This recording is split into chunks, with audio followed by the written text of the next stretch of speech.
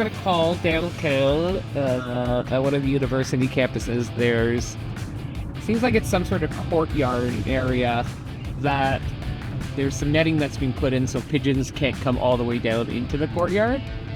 And for some reason, a snowy owl has made its way down into this area, and it's sitting on the netting, and it's trying to take off in between the building walls, but it's too steep a lift for the bird to get flight to fly out of there, so he or she's actually trapped. So we got permission to remove the netting as we need to, and hopefully it'll go fairly smooth and we'll be able to get our hands on this owl.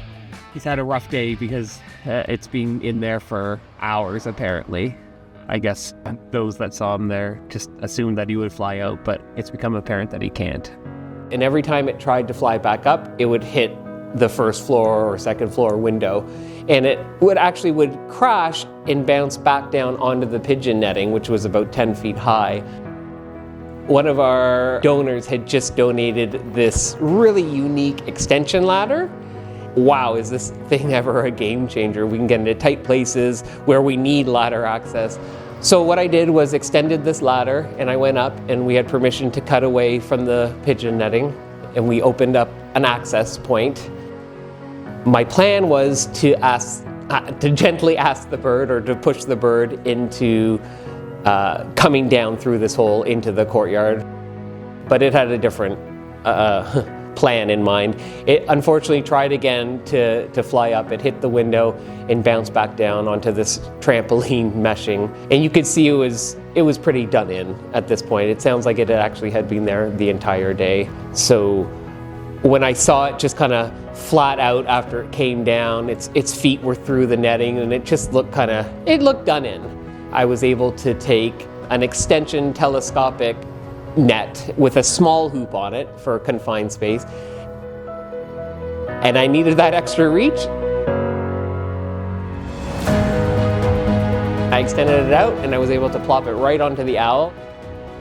Now the thing that I was nervous about now was, is he just going to hold on to the netting? But no, he bounced up into the netting, perfectly into it, right into the bag of the net, and I was able to just haul him in and then bring him down. So we were super happy, but this is just another great example of how we're able to do these things with donor support, donor generosity, donors coming up with new things that we've never even heard of that might help us. And we just are so fortunate to have such a great following of people that make this kind of work possible. So it's just so fabulous that we were able to contain this bird, bring it in, get the care that it needs.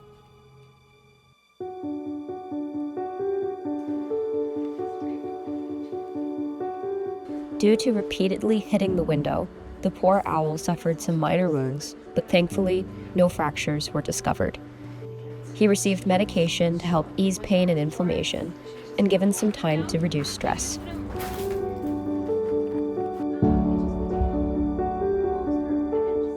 The impact did, however, leave the bird with several broken feathers that needed to be replaced. This would be done with a procedure that requires specialty training called imping.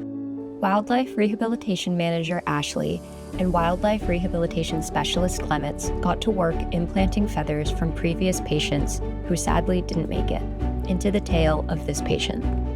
While Clements monitored and handled the bird, Ashley measured and marked each damaged feather, cutting it free at a specific length, then, depending on the size of the feather shaft, used a wood dowel or guitar string to slide the new feather into place.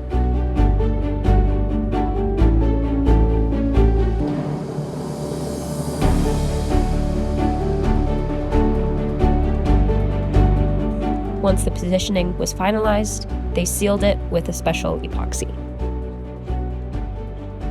This process is time-consuming, but drastically reduces how long a bird needs to spend in care. Thanks to this procedure, he'll be able to fly perfectly again faster, so he'll be able to be released sooner.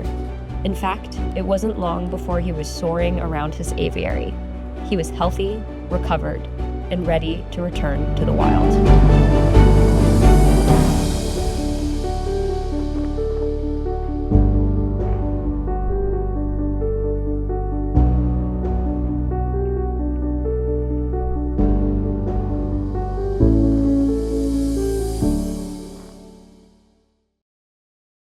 Although 2024 is almost over, it's not too late to help save a wildlife. Please consider donating before year's end. You'll receive tax benefits too.